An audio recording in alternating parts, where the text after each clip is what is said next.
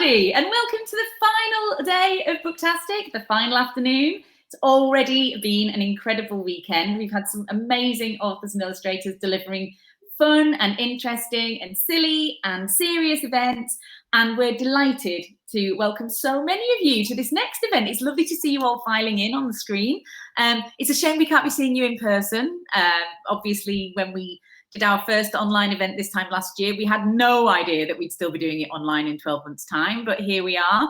And actually, the brilliant thing about doing it online is that it's not just limited to Bedford families. We've got people from all over the country, and actually we've had people from all over the world. We've had people from Saudi Arabia in today, and it's and this is the great thing about doing this online. It means we can connect with so many more people. And next year, fingers crossed, we're going to be doing it in person, but we are planning to do a hybrid event, which means we're going to be having it live in the theatre, but also live streaming, so that those of you who can't make it to Bedford will still be able to take part in Booktastic. Now, our next event is very exciting. Our author has written over 40 books about Ninja Meerkats and Steampunk Pirates and Dragon Detectives, Murderous Twins, Dark Family Secrets, Bureaucratic Ghosts, Victorian Illusionists, Dinosaur Parties, Time Travel Mysteries, Alien Fighting Pets, Death, and Ice Cream. Best-selling, award-winning, and musical. We are in for a treat. I'm sure you're all buzzing with excitement and with questions. And if you use the live Q&A function on the screen, you can send your questions through to Gareth, and I'm going to feed them through at the very end. But I'm going to shut up now because you're not here to see me. You are here to see the wonderful Gareth P. Jones. Hello, my name is Gareth P. Jones. This is his daughter Autumn. His daughter Autumn. Is that what you're going with? Okay, yeah, this is his daughter Autumn.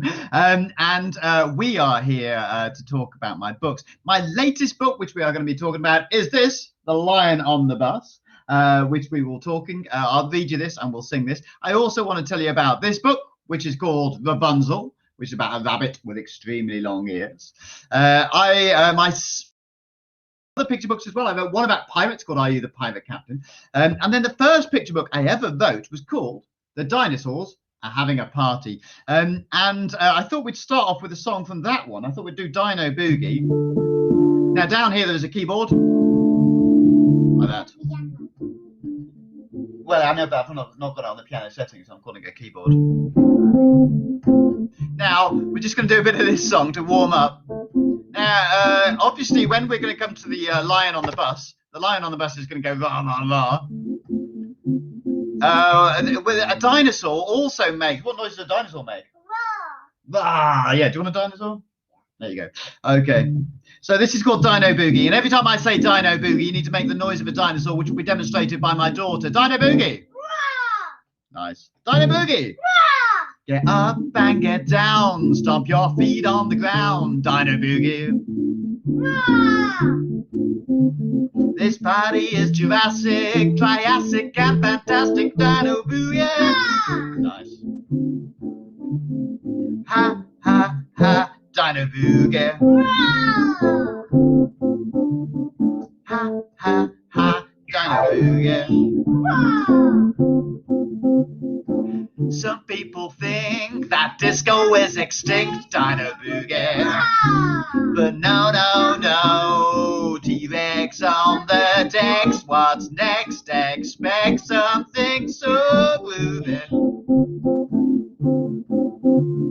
Music never stops. Triceratops is doing the Dino Boogie. Now, do you think they're rhyming at home? Are you rhyming at home? Yes, good. I'm glad to see you're rhyming at home. Because sometimes we do a slightly more complicated bit of audience participation, don't we?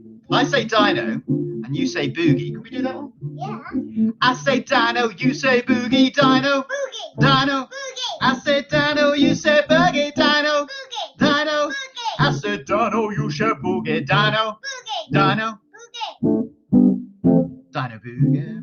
That was quite good. Should we try the other one? I'm going to say dino, and you and her are going to say saw. I say dino, you say saw, dino. Saw. Dino. Saw. I say dino, you say saw, dino. Saw. Dino. Saw. I say dino, you say saw, dino. Saw. Dino. Saw. Dino boogie. Should we try this one?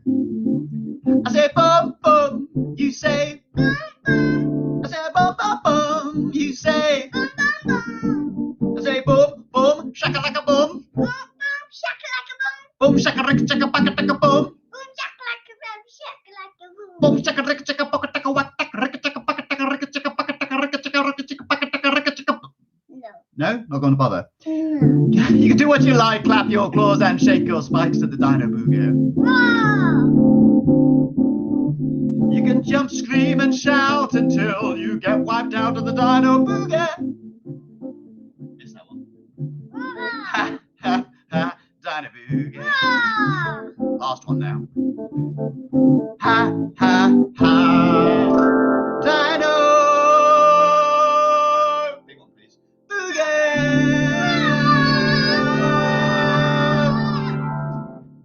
Excellent. Okay, thank you very much. I am now imagining a massive round of applause. Yeah, I'm imagining a massive round of applause as well, which we can demonstrate with the thick little clapping hands. Oh, clap, clap, clap, clap, clap, clap. Really weird, isn't it? Slightly unnerving, isn't it? So weird. Anyway, so we aren't here though to talk about dinosaurs. No, we are here to talk about, first of all, about another animal that goes, and that is The lion. the lion. And where's the lion? On the bus. On the bus. Excellent. Now, this book was my idea. No, it was my idea. Okay, this book was my idea. No, my idea. As you can see from the front, the author of this book is I called... told you. Okay, fine. So how did we get the idea? We were singing The Wheels on the Bus. Yes. And the wheels on the bus goes like this, doesn't it? The wheels on the bus go round and round, round and round, round and round. Wheels on the bus go round and round all day long. And then I started singing. No, I started singing. No, I started. That's the real me. Okay, one of us started singing. We can't remember. Both of us. Yes, Both of us started singing. Yes. The lion on the bus goes la la la la la la la la la. The lion on the bus goes la la la all day long. Yeah. Yes, that's right. And because we started doing that, because I'm an author, I started thinking, well, why? Why would a lion be on a bus? I wonder whether there's an idea in that, I thought. And so then I started to write that down and I wrote this book. And I thought maybe what we can do, you can find out why the lion is on the bus by me reading you the story. Oh, yeah. Should we do it? Yeah, Yeah, let's do it. Okay. I And wanna read when I say read it, obviously we read have it. to sing it. So you all have to sing along at home. Can I read it? I need to hold up so they can see it. No, So it begins with a little no. girl. Here's the little girl. There she is. There she is. No, there's his little girl. And she is singing the song that we all know, which goes all together. The wheels on the bus go round and round, round and round, round and round. The wheels on the bus go round and round all day long. But then she notices that at bus stop L, I'm going to get too much space to go that way there, but there's a lion getting on the bus. So of course she then sings, the lion on the bus goes rah, rah, rah, rah, rah, rah, rah, rah, rah. The lion on the bus goes rah, rah, rah, all day long. Strange. Now the driver sees the lion getting on the bus and he starts to panic. So he goes, the driver on the bus goes, beep, beep, beep, beep, beep, beep, beep, beep, beep. The driver on the bus goes, beep, beep, beep, all day long. However, the people in the street, they just think he's being friendly. So the people in the street all wave hello, wave hello, wave hello. People on the street all wave hello all day long. The lion waving hello. Yes. Nice, good work, good lion work. You're welcome. So this one we know from the original of the tune. The baby, in the context of this book, the baby is trying to grab the lion's tail. Would you like having your tail grabbed, lion? Probably not. Where's he gone? Let's pick it back up here. Yes. Would you like having your tail grabbed? No, not so much. So the baby on the bus goes wah wah wah wah wah wah wah wah wah. The baby on the bus goes wah wah wah all day long. Next, at the bus stop, which the letter is P, we see a panther. And a panther, of course, goes prowl. The panther on the bus goes prowl, prowl, prowl, prowl, prowl, prowl, prowl, prowl, prowl. The panther on the bus goes all day long. What a strange bus. Why are they all getting... What's next? The crocodile. The crocodile gets on the bus, and the crocodile on the bus goes... Snap, snap, snap. Snap, snap, snap. Snap, snap, snap. The crocodile on the bus goes snap, snap, snap all day long. It's a strange situation, isn't it? Oh, what's next? Wolves. Wolves. Anyone know what wolves do? Howl. Do they? How like this? Howl! Like that. Yeah. And Yeah. Should we sing it? yeah. The wolves on the bus go howl, howl, howl, howl, howl, howl, howl, howl, howl. The wolves on the bus go howl, howl, all day long. Understandably, the driver decides this is not worth it, and he runs. The driver, what does he do? Does he go? The driver on the bus goes, I'm too scared. I'm too scared. I'm too scared. The driver on the bus goes I'm too scared. all day long. He's off. He's off. Bye-bye, driver. Bye-bye, driver. I don't want you to get worried at this stage. Some people at this stage be like, what is this? It's going to be sort of bloodbath at the end of this book. Don't worry. It's going to be okay. Yeah. The people have now been cornered on the bus, and the animals are approaching. And the people on the bus scream, please don't bite! Please don't bite. Please don't bite! The people on the bus scream Please don't bite. all day long. Understandable, isn't it? What is going on this bus? Mm.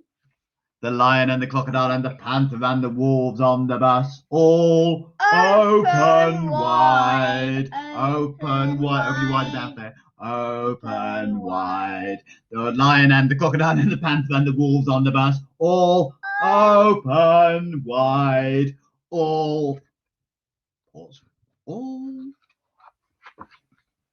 together now. A 1, 2, a 1, 2, 3, 4. Do up, do ba da do ba boo. As you see, what's happened is the all they wanted. Well, they didn't want to eat the people on the bus. They just wanted a captive audience for their band. And of course, the song they're going to sing, very much like the wheels on the bus, this book itself is cyclical because we end as we began with the wheels on the bus go round and round, round and round, round and round.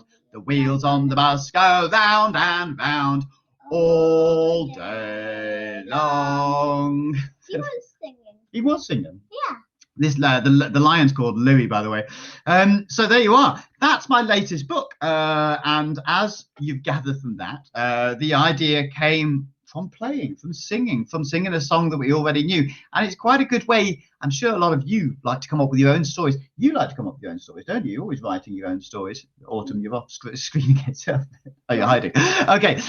So yes. So and you know, it's quite a good way to get ideas for stories, just from playing, just from singing songs that you know, and maybe sometimes from playing with stories that you already know, which is going to neatly lead us on to the next book, which is called Rabunzel. In fact, you go and get yours. It's right there. Yes, but wait for it, because that's the reveal point. I'll get to that point of the story. Okay, so sometimes people ask me how I got the idea for this book. And the thing is, what happened, once again, it is to do with her, this one here. Because a few years ago, Autumn had a birth. No. What? Your brother took me to this. I'm getting to that bit. I'm going. It's got a whole story out of this bit. Okay, so a few years ago, Autumn had a birthday. I don't know how many of you have birthdays, but she had a birthday. Everyone does. Everyone has a birthday. Yes, sir. Oh, right, okay, fine. Even the lion. Even the lion, yeah.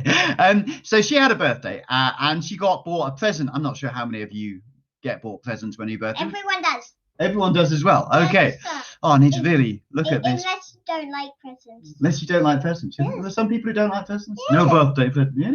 Okay. So a few years ago, she had a present. She got bought various presents, and then my brother Adam, her uncle Adam, took her to a place called Build-A-Bear Workshop. And Build-A-Bear Workshop, maybe you've been there. You can build a bear, and you go and pick a sort of bear I carcass. didn't get a bear. You didn't get a bear. What did you No. pick? A rabbit. A rabbit. She got this rabbit, and this rabbit got put in a princess dress. She also had a Batman costume, didn't she? So it's a Bat Bunny sometimes. And also like a t-shirt and a skirt and pajamas. And shoes. You got those funny little shoes. Oh yeah. Yeah. But I've only got one. Oh, you only got one shoe. That's because your room's such a mess, though, isn't it? Yeah, I've lost one. Yeah. So she got bought this bunny, and as soon as I saw a bunny, are you using that one as well? Yeah. Okay. As soon as I saw a bunny in a princess dress, I looked at the bunny, and the bunny looked back at me rather than nervingly, and I said, "Of course, this is Rabunzel," because it was a pun based on Rapunzel, who we know Rapunzel has very long hair, and as soon I know this one. This is my Rapunzel. There's my Rapunzel. That's your Rapunzel. And so as soon as I saw a rabbit with a princess dress, I thought Rapunzel, and I thought Rapunzel, let down your ears. And so I wrote that down. I wrote down Rapunzel, let down your ears. You weren't there at that point. Were you? And so I decided to work on a story which was a reworking of the fairy tale Rapunzel, which maybe you know the fairy tale. Maybe you know that film Tangled. You love that film, don't you? Tangled? Yeah, it's a good film. And it's one of my favorites. So I then started to write this story, and it became this book. And this book is now the first in a series of books. The second book is called Cinder Gorilla, which I'll tell you a little bit about towards the end of the event. Once again, if you're thinking about writing your own stories, think about maybe you've got a favorite toy.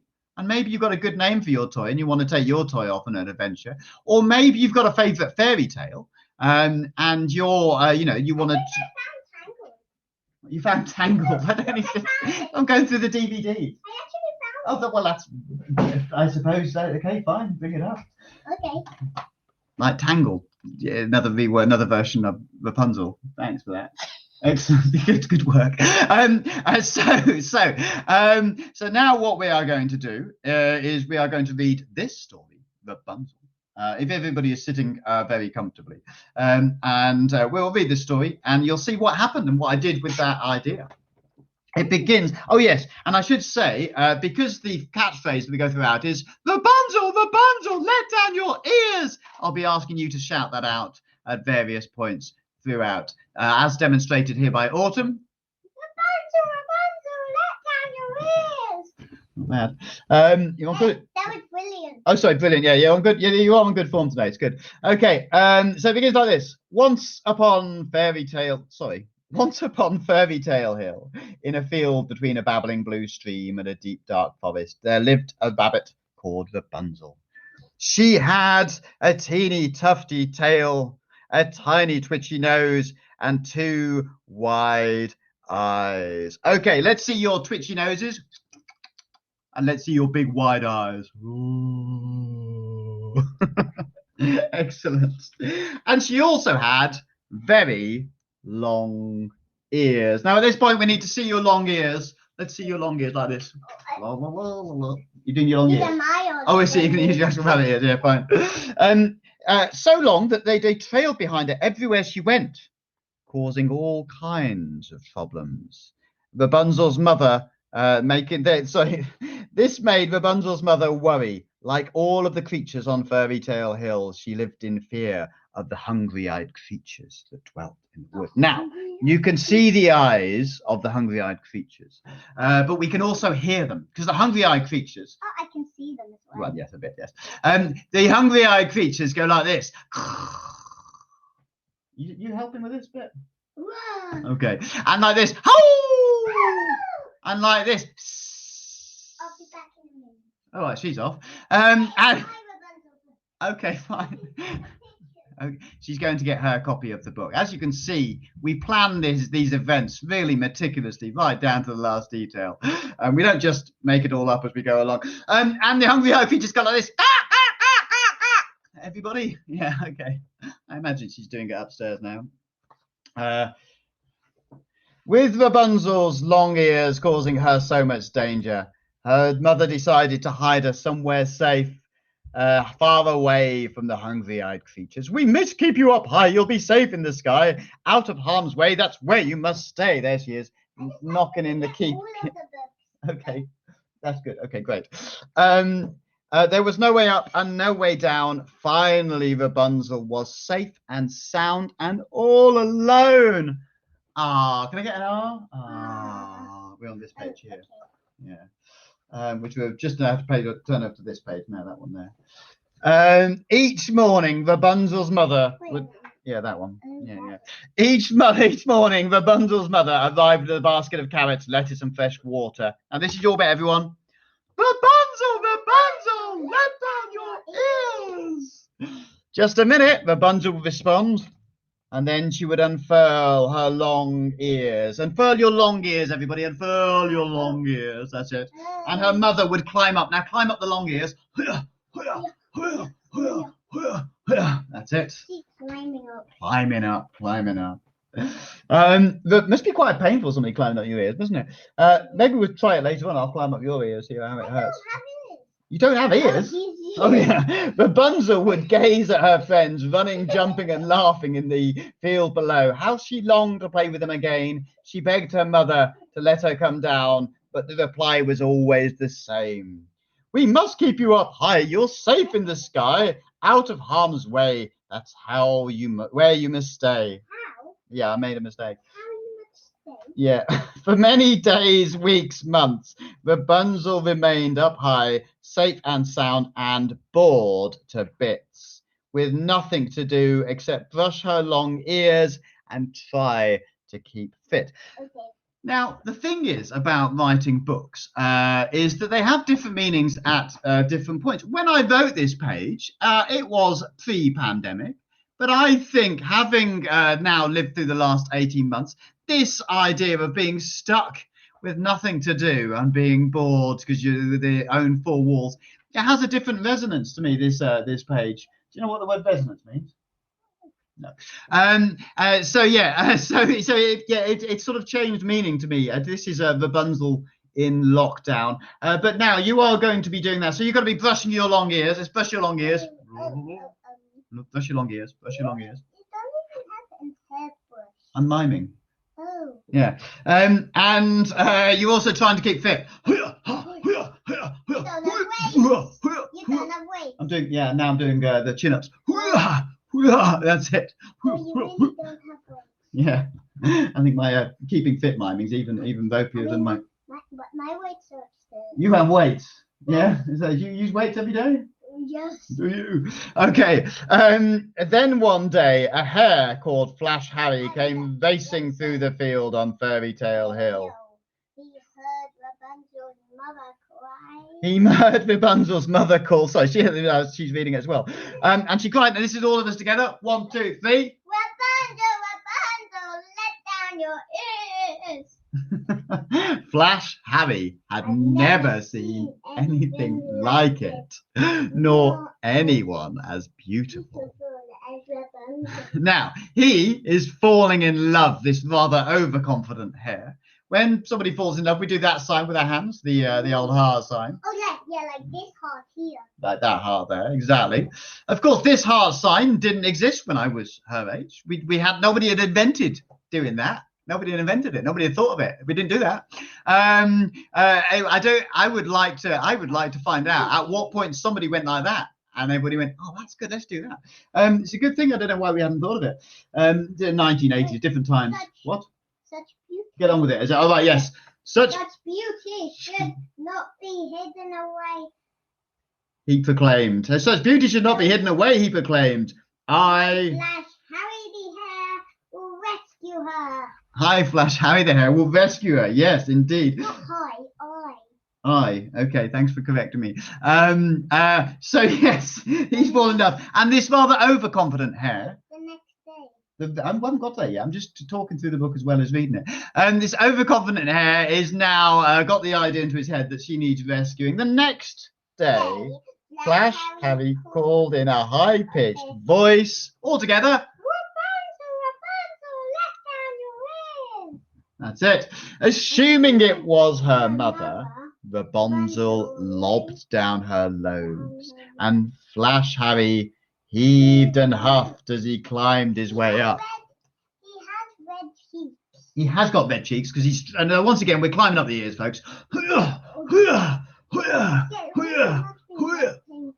It would be painful, wouldn't it? Ow, ow, Yeah. ow. Rapunzel doesn't think it's painful. Look. Well, I know. It's one. I mean, it's one of the things when you look at these old fairy tales, you have to sort of work out how how to rework it so it makes sense. But when Rapunzel saw that he was not her mother, kersplang! Oh, I didn't mean to alarm you, said Flash Harry. I'm here to rescue you. Yes, that's right. He thinks that she needs rescuing. That's very kind of you, began Rapunzel. But I, however, Flash Harry wasn't listening. He grabbed Rapunzel and jumped. Wah! Just jumping down. There he is. Together, Rabbit and Hare drifted down to the ground, Rapunzel's ears fluttering behind them like ribbons. Could you flutter your ears behind you like ribbons? Yes, is she? As Rapunzel was gathering up her ears, her mother hopped out and cried, "What are you doing down here?" "Fear not, she is under my protection now," said Flash Harry. Replied Flash Harry. It's very good to have you correcting every word that I make a mistake with. Thank you there, Autumn. "You," said Rapunzel's mother, "you are a stranger, and your reckless behavior has placed her in danger." But she wasn't the only one to have noticed that Rabunzel was no longer hidden away. The hungry-eyed creatures drew near. Now, once again, we're going to pause there to do the sound of the hungry-eyed creatures. So we go a growl, and we go a howl, and we go a hiss, and we do an eagle sound, which is this. I've looked it up. That's definitely an eagle sound. They all exactly sound like that. Absolutely. What? The eagle's wearing glasses. Look at this. This is what I love about picture books. I don't draw the pictures. The pictures, I should have made this very clear, all drawn by the most amazingly talented illustrator. I absolutely love working with Loretta Shower, and drew all these amazing pictures. No, I hadn't noticed I'd noticed the eagle has a pair of glasses on. Well, how interesting. I was asked why. You would have thought I would have noticed that, wouldn't you? But you read it and you made the book. I mean, you're right. You're right. We shouldn't be. You didn't really draw the picture. Luckily, it's just you and me, so no one knows that. Oh no, there's a whole load of people there. Quick, I will carry you to safety, replied Flash Harry. I won't let you down. Now, coming up here is, I would say, the line I'm most proud of. I think it's the cleverest line, and it's totally ignored by everybody. I'll read it out. "You must let down this hare," replied Rabunzel's mother. No, okay. It's ordered. Ordered Rabunzel's mother, "and return to your tree at once." While her mother and Flash Harry bickered, Rabunzel kept her eyes trained on the hungry-eyed creatures. And then she... Now, I wonder if you can guess what's going to... Well, of course you know. Yes, I wonder if you can guess what's going to happen next. Because the hungry-eyed... You want to guess? Okay, what do you think is going to happen next? Can I just say what it is? Yeah. Okay.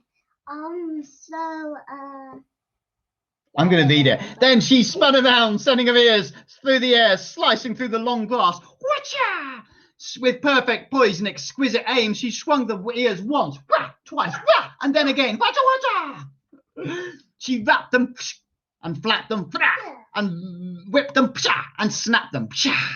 I love this picture. I love this page. Look at this page. Look at all this action bunny page. Look at this. Really kicking off here. Eagle feathers. I know the feathers flying everywhere. Yeah, the hungry-eyed creatures had met their match. They turned and fled. They never looked back. Every animal up on Fairy Tale Hill stared at Rapunzel in wonder. Rapunzel, not Rapunzel. Yeah, okay, you really have to pick up every mistake. I mean, usually I get away with these things. Rapunzel turned to her mother and smiled. "My ears may be long, but they're nimble and strong. I won't hide in fear. I'll live proudly down here. And then she turned to Flash Harry and said, you offered to save me from my mother's high hutch, but I don't really need saving, so thanks very much. And from that day onwards, whenever there was trouble, the cry would go up, everybody, Rabunzel, let down your ears! And then she would send the hungry-eyed creatures running. And up on Fairy Tale Hill, Rabunzel and her friends lived happily, hoppily, and safely ever after. And then there's a lot of carrots, yes. Carrots after what? Yes, it's too late to edit the book now. Okay, right. So that's the book, Rabunzel. And like I say, after we've done, we'll do a Q&A. We'll do a song now, and then we'll do a Q&A. Sure, sorry. We'll do a song now, and then we'll do the Q&A. And then I would like to finish off by telling you a little bit about the next book coming out in that series. What do you mean, wait? Yeah, but we're going to finish off with the Rabunzel song. Now this bit, all my songs have singy long bits. At the very end, you're going to be singing, let down your ears. And you'll be waving your ears in the air like that. Okay, remember the one more time. Yeah, it's on this one. Okay. No, that's in Cinderella, that bit. Okay, we'll get on with this. Rabunzel, there's so much to fear. Rabunzel, don't let down your ears, because the hungry-eyed creatures that dwell in the woods, they long to eat you and probably could. Rabunzel, stay in your high hutch, because sweet Rabunzel, we love you so. Much to my surprise, he was a kung fu master, self-taught rabbit in the ways of the martial art. Well, a snake strikes fast, but a rabbit burns is faster. The fight was done before I got a chance to start. Rabunzel, let's see some ear muscle, cause the body gonna tussle, and this is no rehearsal. Your ears are dangerous, you're gonna stop the predators, you won't let them get into, so let's sing another verse. Rabunzel, there's nothing to fear, ow, because sweet Rabunzel, you let down your ear. We go again with another bunny buster. Karate and the hop and the judo jump. Well, I'm not being funny, if you mess with a bunny, you'll get messed up. This is a fine line. Oh, I see what you're saying. With a bash and a thwack and a bump and a diddle bop bop. That hurts. Rabunzel, if you'll excuse the pun, you'll see that there's a message here. We're not just here for fun. You can't live your life in fear. No damsels in distress are here. When fear is near, it's here. Rabunzel. And at this point, we all sing, wave our ears, and sing. Stop hitting me with a rabbit. Let down your ears. Let down your ears. I know, but she's my friend. Let down your ears. Can you sing, please? Let down your ears. Sing. Let down your ears. Let down your ears.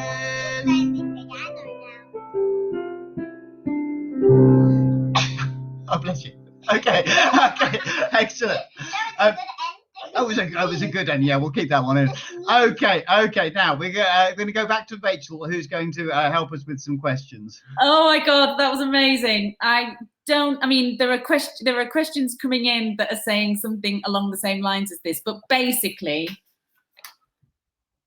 #autumn rules. Oh no, Autumn she's president. Again, isn't she? She's incredible. Autumn, you are amazing. That was wonderful. Thank you so much. Now, I'm going to try and get through a load of these questions. There are a lot here. Everybody loved that so much. My favourite one, which isn't in order, but Alice, aged 6, said, does Triceratops like to tango? What's your favourite dinosaur? Triceratops. What's your favorite dinosaur? I think I like the Stegosaurus. I like the T-Rex. T-Rex. Yeah, Oh, I think yeah, the the Stegosaurus. Was I think the mammoth. Who likes the tango? I like the mammoth. It goes on this bouncy castle. I like the mammoth. You like the mammoth? Yeah, there is a mammoth in here, which we did once get a complaint. There's a complaint on Goodreads about this page here, I like the mammoth. saying, "Why is there a mammoth there? This is a let me dinosaur see. party. That's ridiculous." And it's like, well, clearly the mammoth is a party crasher. I'm a big fan of parties myself. I much like the mammoth. Oh, So yes, hang on. that's that question. No. Oh, I like we've I lost you, Gareth. the jelly. I like the jelly. Jelly, all right. Okay. Do we have another question? Have I lost? Okay. We will. I'm just going to check with Paul a minute because I can hear Paul and nobody else. Can we hear Gareth, but we can't see him at the moment? Is that right? You can see him. Okay, fantastic. Sorry, I don't know what's happened at my end. So, what is your favourite character from all of your books? And that's from Nicola. Oh well, this is a good question. I know. What? Rabunzel. Rabunzel. Okay, Rabunzel is her favourite character. I do like Rabunzel. No. Cinder Gorilla. Yeah. Cinder Gorilla, which we will be covering. Yes, Cinder Gorilla. In fact, can you grab the cover from on that wall? Yeah, exactly. So probably we are going to today. We're going to say I was going to say Dirk Dilly, my Dragon Detective, because I also write sort of series books. Dragon Detective is Dirk Dilly, but we're all going to say Cinder Gorilla. Careful with it. Yeah, that's it. Which is the next book, which we'll be singing with end of the song with, which is now being brought over here. Okay. Brilliant. Okay. Thank you, Autumn. That's wonderful. Cinder Gorilla. Cinder Gorilla. Amazing. Yeah. Amazing. So actually, what you just said there, Gareth, ties into a question from Amelie and Gabriel, which is, will you always write picture books or will you write some chapter books for older children, which of course you have done? So yes, I have series books. I have a series of Ninja Meerkat, 10 books. Wait. I have a series of Pet Defenders. There's 6 in that. That's Pets Fighting Aliens. I have a series of Steampunk Pirates. You got your hand up. What? You actually have written Solve Your Mystery. That's right. And I should have brought a copy to show. And my new book, which comes out in August, which I'm very excited about, is called Solve Your Own Mystery. And it's a. I'm talking.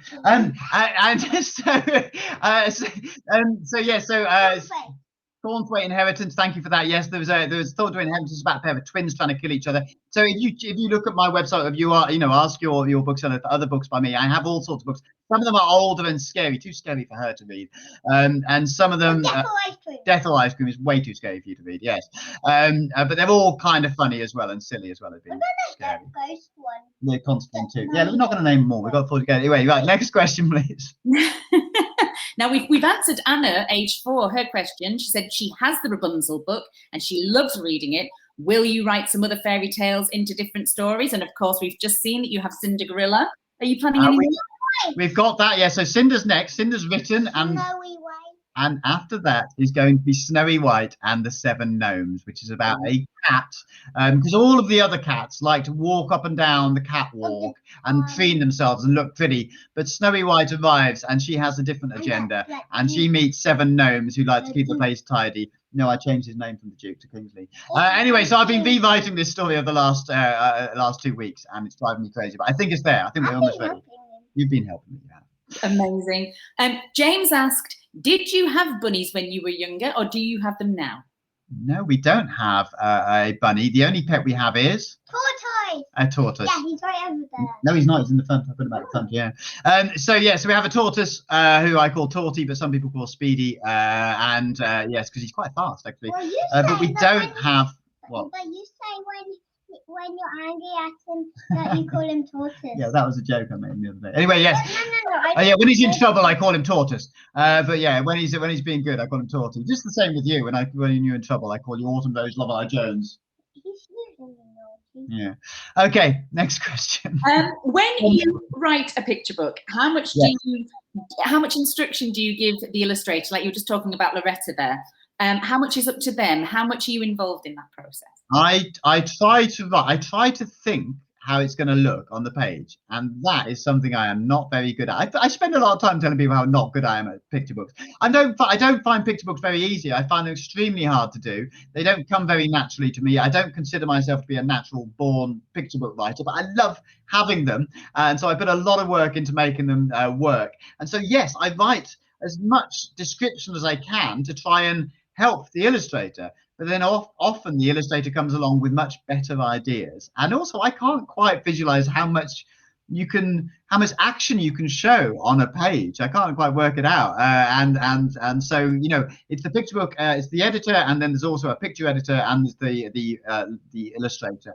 But when you have an illustrator like Loretta, it's just a gift, because you know it's going to come out beautifully. In fact, for the cat one that I'm writing at the moment, I haven't told Loretta this actually. I went online, I typed in her name and cat to see whether she'd drawn any pictures of cats, and she had. So I found a picture of a cat that she'd drawn, and then I had it on my computer, which I had to look each time at to try and make this cat story work. Oh, fantastic!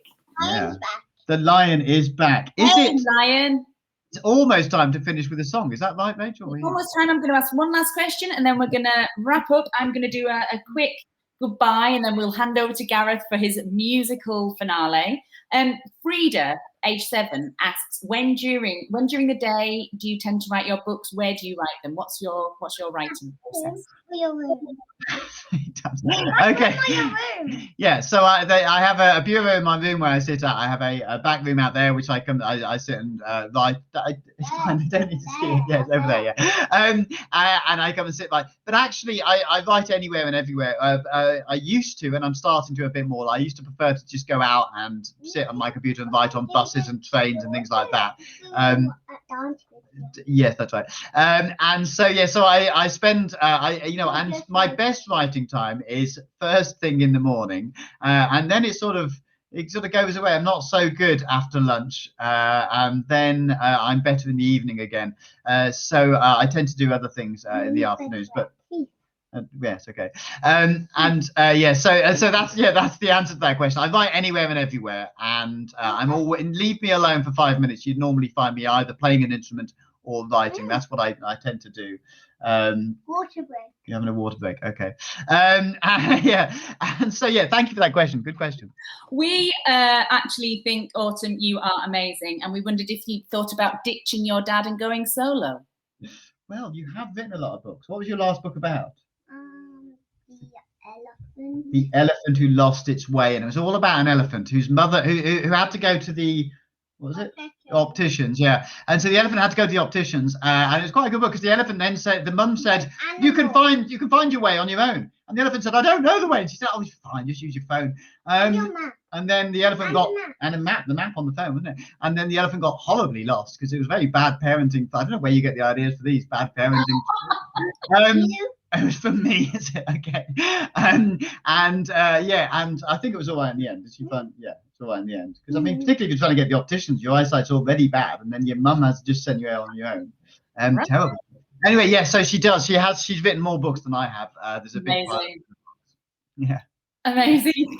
Gareth and Autumn, thank you so much for joining us today. That was amazing. And to everybody at home, I'm sure you're now desperate to get hold of these books that Gareth has been telling you about. And you can click on the link that we sent to you in the email that we sent out when you registered for this event, and that will take you to our online bookshop, where we have a whole section dedicated to Gareth's books. And if you buy them from us, it helps to support the festival, so we'd really like that.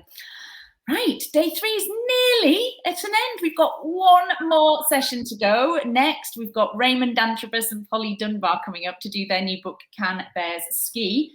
But we are going to be serenaded. We are going to be taken out. That's not quite right. This session is going to come to an end with a wonderful musical finale from Gareth and Autumn. So I'm just going to say a goodbye from me. Thank you all for joining us. A goodbye to Gareth and Autumn, and off you go. Enjoy your musical finale. Okay, so we are finishing off with we started off with Lion on the Bus, and then we went to Rabunzel, and as I've said a few times now, coming up next after Rabunzel in September, so you can pre-order it from Rachel's bookshop now, is Cindergorilla. Cindergorilla, there she is. About 8. Wait. A disco dancing gorilla. I have now recorded this song, but this is going to be our live version. High on the top of Hairy Tail Mountain there lived a gorilla called Cinder, and she wanted to go to the jungle disco, but the cousins both said you can't, and so did her aunt. But Cinder just wanted to dance, but she stayed at home all on her own, feeling so sad and so small. And she said, one day I'll go to the ball. And those words became a wish, and this being a fairy tale, that wish came true. Because then Nana Manga Tanga Bob with the one says, Cinder, Gorilla girl, you'll be wrong. We're gonna abscond, gonna primp and preen ya, make it look like a real dancing queen. I'm the hairy godmother, the musical mentor. I'll take over the maker and then I'll reinvent your life is the greatest adventure of all. Cinder Gorilla shall go to the ball.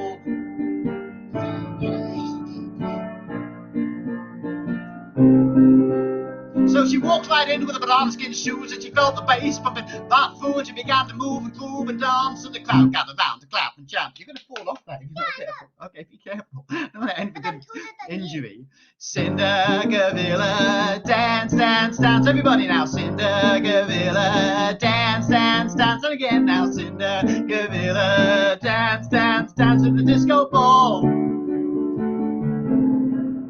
Cinder Gorilla, boogie, woogie, woogie, yeah. Cinder Gorilla, boogie, woogie, woogie. Cinder Gorilla, boogie, woogie, woogie, the disco ball. And the disco. One more time. Cinder Gorilla, dance, dance, dance. Cinder Gorilla, dance, dance, dance. Cinder Gorilla, dance, dance, dance. Get the disco ball. At the disco ball.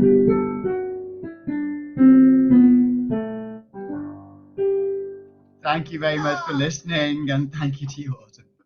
Thank you. Bye.